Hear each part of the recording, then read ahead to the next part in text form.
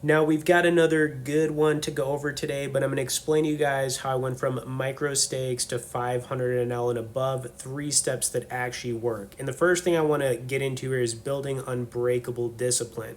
So micro stakes is kind of where you build the foundation for long-term success. It's not about chasing quick wins. You learn about mastering discipline, patience, and emotional control. Now, tilt is the fastest way to lose everything and start over. So, you need to detach from short term results and thinking and focus on perfect decision making. Every fold, every call, every raise is a step towards leveling up when you're playing the micro games. So, you want to master your mindset first, and then everything else is going to flow. Now, the second thing is you need to study like your life depends on it, because I don't see anybody really do this. Winners aren't born, they're built. You need to dive deep into hand reviews, equity calculations, and use exploitive strategies. You could watch the best, learn solvers, track your leaks, and fix them. Every session that you don't study is kind of where you stagnate. Your edge is built off the table, too. Show up prepared, and you'll crush players that are still guessing. The next thing you need to do is just embrace variance, trust the process. So, the leap to mid stakes will test your mindset more than your skills. Swings do get bigger, but so do the rewards. Stay emotionally stable, trust your strategy, trust your grind, manage your role, and it'll keep you in the game. Discipline also pushes you forward. Winners don't tilt, they adapt, grow, and level up. Mid stakes is not like a dream, guys. It's a reality if you want it bad enough, right? And, you know, I'm also going to say this, man. We got a really good community that's growing. You can check that out in the pinned comments. You could talk with me or other high level members. So, definitely get in it. Also, you guys could tap the like, but we are going to get into this, 500 NL, just definitely some good stuff. So, stick around all the way to the end, because we will have a couple big hands in this one. But, yeah, I think I'm giving you guys a good foundation, here, especially if you're just playing like low games. There's nothing wrong with it. I just think that at some point, the more you're playing, and you should kind of like start to value your time a little bit more, because if you're playing those low games, man, I'll tell you what, you could be sitting there for hours at a time, and it's like, maybe you're up a 50 piece or down a 50 piece, as opposed to, playing some of these mid games where you could be up, you know, 500, maybe more, but there is going to be variance involved in it. The thing for me too, because I've been playing for so long, I don't get upset when I take a loss, as long as I made the right play. I was actually ahead. I only get upset when I lose if it was a bad play to begin with, right? That's why a lot of the time when you're playing, it really does come down to making good decisions or not. If you're not making good decisions, you're probably not going to get good results. If you're making good decisions, you're going to get good results. I mean, sometimes it's that simple, right? But there's also times when it's just variance, when you're going to go all in pre-flop with aces, somebody's going to call with kings, they're going to get the king. That stuff happens, but you learn, you learn as time goes on, to start accepting that's just a part of the game. And the variance is going to happen. You just kind of play through it. You get better at controlling your emotions, and that's what it's all about, guys. And you have to look at this as like a long-term thing, because it's not a short-term thing, right? It's a long-term thing. When I say long-term, I've been playing for so long now that I just have a passion for the game, right? That's why I've been in it. I enjoy it. And we got nothing going there with the king 10 offsuit. I was actually hoping that guy would raise us, because I was going to re-raise him. Okay, I was going to re-raise him. All right, 6-3, not going to get involved in this one. We were just going to muck this. And we would have had what? Up and down straight draw 2 and the 7 here. Kind of interesting. Let's see if we would have got it. Let's see that turn card. Nope. Okay. All right. Well, that fold worked out. All right. So I think this is going to be kind of our. Is this a bluff we're going to put here? Let's see. No, we got another bluff coming up here, I think. This is actually a pretty risky one, but I kind of just rolled with it. There's times too when you like are playing mid stakes that you have to make decisions. Like sometimes it can be uncomfortable. I kind of already hinted at this a little bit, but you have to exploit opponents. You have to try exploiting them And if you don't know what that means, it just means like if you see somebody using a strategy like GTO or something, then you can use that against them. Now we're deep in this, right? And we are suited, so we're going to make a call. Now we did hit one pair. It's not like we have a monster anything here. Some hands player one could have, he could have some ace kings. Pocket king's less likely because there's a king out there, so I'm going to kind of throw that out the window. But he could also be repping some ace queens, other mid pocket pairs that maybe don't favor the king being out there. But you know what? I went with the play I made right here, which was just to, make a jam on him and, just not believe in him. Let's see what he does. I'm pretty sure. Yeah, I think this was a fold. Yeah, it was a fold. And, it wouldn't have mattered probably because check out this turn card. Oh, yeah. Would have got it on the turn right there. Okay. Okay. All right, so the aggression works out for us there.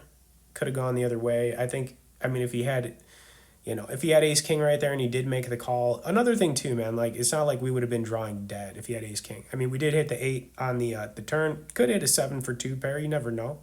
But my play got it done. So, anyways. All right, we would have had 2 pair here, even though I wasn't playing this 3-10 suited. No way, no sir. Definitely not playing the 3-10 suited.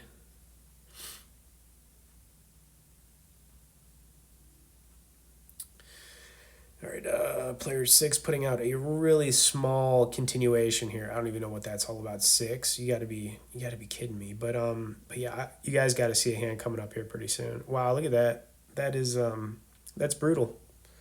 That is brutal right there. Wow. All right, player 6 putting out the 25 piece chicken nug. Player 3, what's it going to be? Okay, so check that out. So we got some weird straights that got there, 6-4. You got some diamonds in there. I am so confused as to what player 6 has here. Like, I really am. See if he kind of goes with it again here. If he goes big here, then I gotta think that maybe the diamond draw got there. Maybe some sneaky pocket 5s would be kind of weird too here. See what he does. Pretty confused here myself looking at this. Yeah, look at that. What? All right, he must have had something big there. I don't know. I want to say pocket 5s maybe. Makes sense. Pocket 10s, we had a 10, so I don't think he had pocket 10s. Maybe pocket 5s. I don't think he goes that big on the diamond getting there, but okay, anyways, we got the queens, we got the ladies. We got the ladies, guys. And we are going to do this.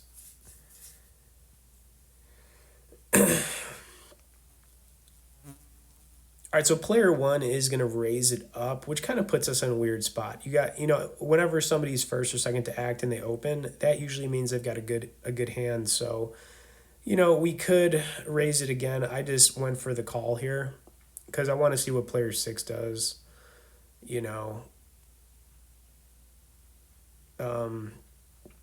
And he folded, so yeah, whatever. But check out this flop.